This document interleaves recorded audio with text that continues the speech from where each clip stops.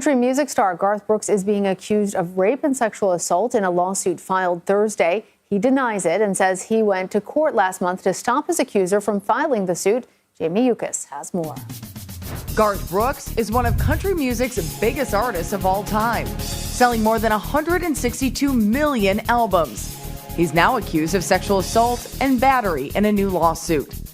The accuser, named Jane Roe in the suit, was first hired by Brooks' wife Trisha Yearwood in 1999, and in 2017 began working for Brooks. The suit details an alleged incident in 2019, claiming that Brooks raped Roe in a hotel during a work trip, citing, quote, Brooks appeared in the doorway to the bedroom, completely naked. It continues to state Roe felt trapped in the room alone with Brooks, with no one to help. In the suit, Roe also accuses Brooks of repeatedly exposing himself to her and sending sexually explicit text messages. This is off-brand in just about every way you can imagine. Jem Aswad is the executive music editor for Variety.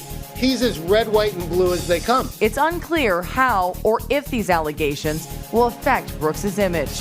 But it's a very, very dedicated, faithful fan base. So if people start attacking him on social media, so what? It's not going to hurt him like it would a pop star. The way that it would harm him in the most is ticket sales. I'm Jamie Yukas in Los Angeles.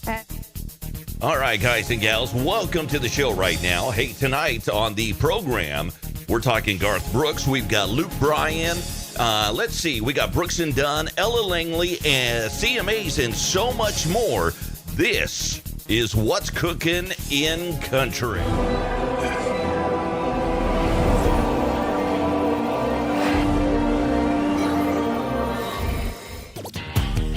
All right, we're going to kick it off with the big one right here. Garth Brooks, country music superstar who gained fame in the 1990s with numerous hit songs, has been named in a lawsuit. You just saw it on that report right there.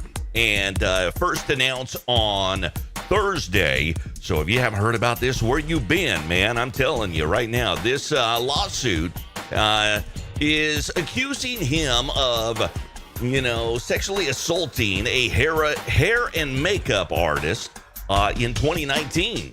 Celebrity blogger Perez Hilton actually weighed in on the show called Banfield. Here, in terms of fame and influence, I don't know. Would you say it's safe to say that Garth Brooks is the Diddy of country music, different musical lanes, but they're similar in massive power and influence? Everybody loves Garth. Yes, but I wouldn't make that comparison because Diddy is now associated with extreme, horrific criminality. And thus far, Garth is accused of awfulness, but only by this one woman. And he is innocent until proven guilty or proven to be innocent in court. What I find most interesting about this lawsuit is it should be fairly simple to confirm or deny some very key pieces of what is alleged against Garth Brooks. For example, you mentioned that this incident of alleged rape happened in a hotel room in Los Angeles in 2019. The groomer, the lady who did Garth's hair and makeup, says that when she got to the hotel, she discovered that Garth did not book her a hotel room for herself, which is standard practice for a big superstar like that. If I am, somebody that needs to verify that, I'll reach out to the hotel. Did this woman have her own room there? Was there a reservation under her name? That should be something that could be quickly and easily, I think, found out. Also, the alleged text messages. She claims that Garth would send her inappropriate, lewd, just awful text messages. Mm-hmm. That too should be able to be unearthed or not. If those two key pieces of information are missing, then I think it would be a very hard case for her to win. Yeah, and that's kind of what I was thinking too, If this is indeed true, it should be easy to verify the hotel booking and, more importantly, those text messages. So they should be able to discover that throughout the investigation of this thing. So Perez, he actually went on more on that show to talk about what others in the country music industry or that world are saying. Here we go. Well, it depends who you ask, like anything. There are some people who remember the early 2000s when Garth was married to his first wife, and there was a little bit of overlap. Some might say there was a similar situation to what Brad Pitt and Angelina Jolie had, because he began allegedly, he got friendly with his now wife Trisha Yearwood while they were on tour together, and he was still married to his other wife. So he does have a considerably wholesome, beloved reputation, but it's not been completely scandal-free or checker-free. But yes, he has defiantly spoken out, released a statement after this explosive lawsuit was made public today, confirming that he feels that he was extorted, that he was asked to pay millions of dollars in order to make this go away, and that he did not feel that was the correct thing to do because he's not done these things, he says. Right. And I do want to mention that statement because we do have it and we want to read it to be fair. So let's go ahead and put it up for everybody to see. He wrote, "For the last 2 months, I have been hassled to no end with threats, lies, and tragic tales of what my future would be if I did not write a check for many millions of dollars. It has been like having a loaded gun waved in my face. Hush money, no matter how much or how little, is still hush money. In my mind, that means I'm admitting to behavior I am incapable of, ugly acts no human should ever do to another." Yeah, so obviously this has shaken many people in the country music world, me included. I personally have spent a lot of time with both Garth Brooks and Trisha Yearwood, had many lengthy conversations with them, and never saw this coming.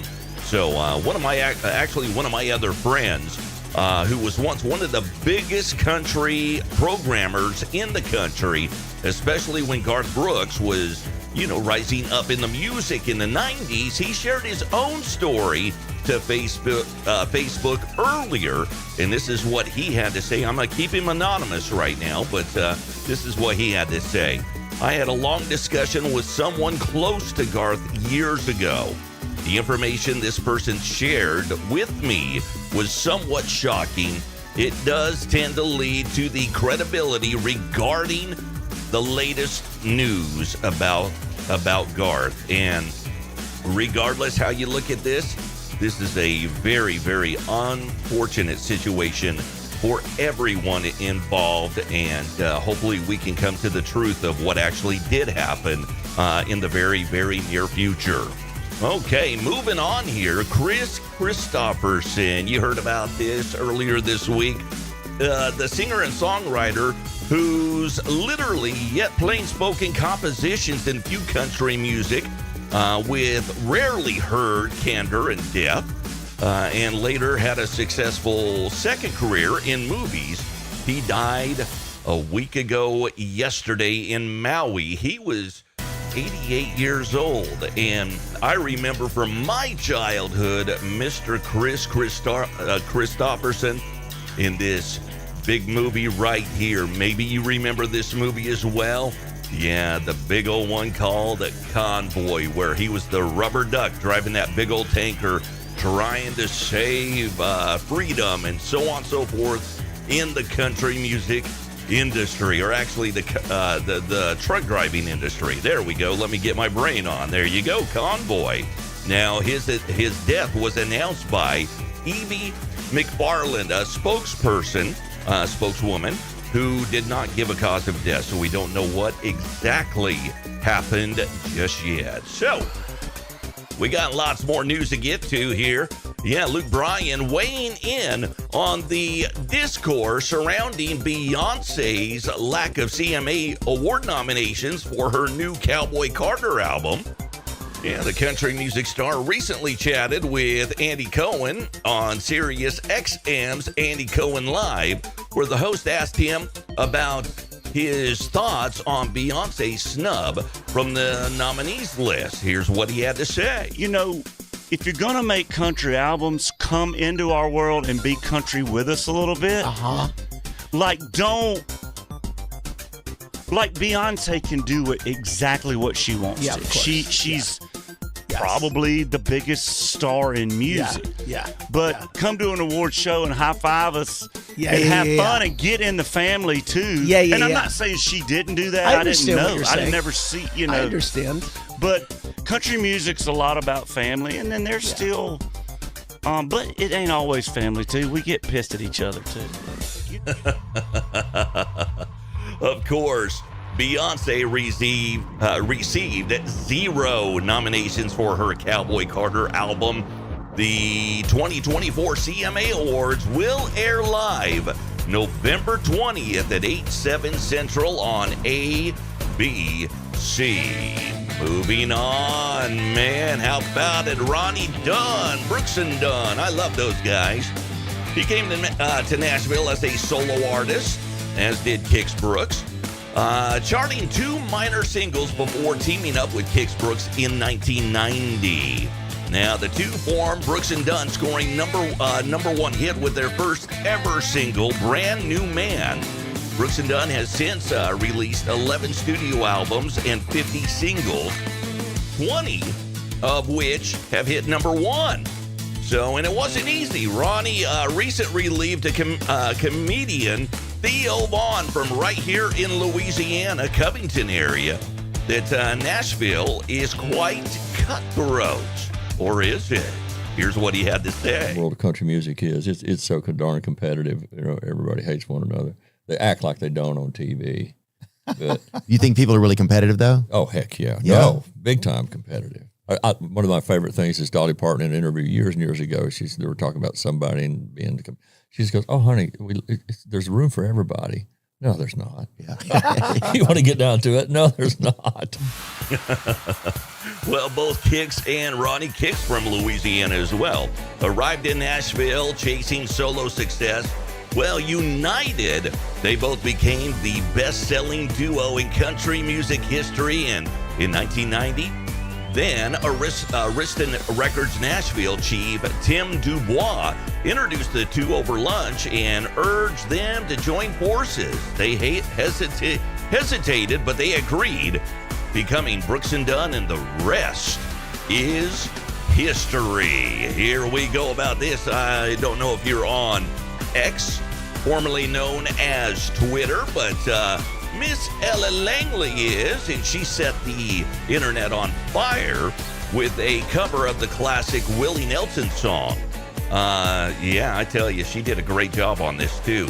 Langley is one of the fastest rising country stars in music history, and she's on the fast track to superstardom. Working with Riley Green has certainly, helped her make a name for herself on that. In case there's any doubt of what kind of talent she has made it crystal clear with this new Instagram video. This was actually Instagram and not X. She posted this video of herself singing a cover of Willie Nelson's Blue Eyes Crying in the Rain, and noted it was one of her grandfather's favorite songs. So there we go, guys and gals. Starting off kind of serious. We're going to see what is going to be happening with this situation with Garth Brooks. We're going to keep up to date with it as much as we possibly can. So make sure you're watching our Facebook page, and we'll try to keep you updated right there as much as we possibly can, because there is a lot of things going on in my world, that world, and this world, and so on, so forth. With that said, thank you so much for watching. If you don't mind, I've got the QR codes right down there, Cash App and Venmo. If you're able to, it helps grow this channel and build this thing as we try to get bigger and bigger and bigger with it, and provide you with good, fast, reliable content. And it's just wonderful. If not, like, share, subscribe, if you can, please. Just that little gesture goes a long way. Well, till next time, just remember who is in charge, man. He is, and he always will be. And we'll catch you in the very near future with more breaking news right here on What's Cooking in Country. I'm Hot Rod Thompson. Have a great night.